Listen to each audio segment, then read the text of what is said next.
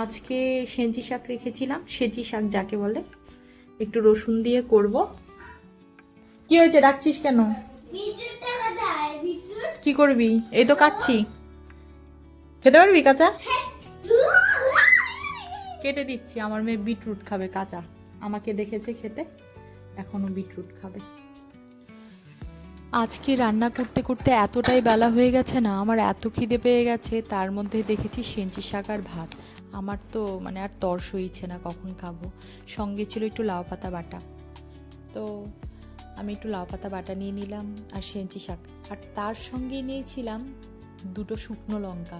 মানে শাক ভাতের সাথে লঙ্কা হলে না, আর তার সঙ্গে যদি হয় কাসুন্দি, যদিও আমার ঘরে ছিল না, তাহলে আর কিছু লাগে না।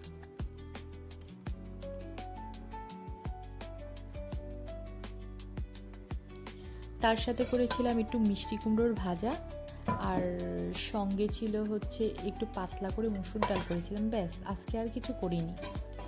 তো এক হাতে ভিডিও করছিলাম তো আমার ভীষণ অসুবিধা হচ্ছিল, নড়বড় নড়বড় করছে, দেখো পারছি না করতে।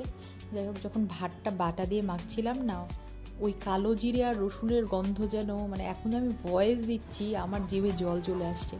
যাই হোক, খেতে খেতে ভাবছি মেয়েটা কি করছে।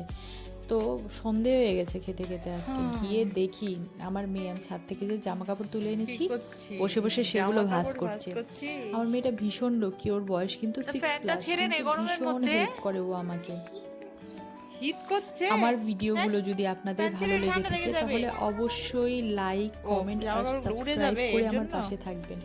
আমি এরকম আরো ছোট ছোট ভিডিও আপনাদের সামনে আনার চেষ্টা করব। আপনাদের এর জন্য কিন্তু আপনাদের অবশ্যই সাপোর্ট চাই।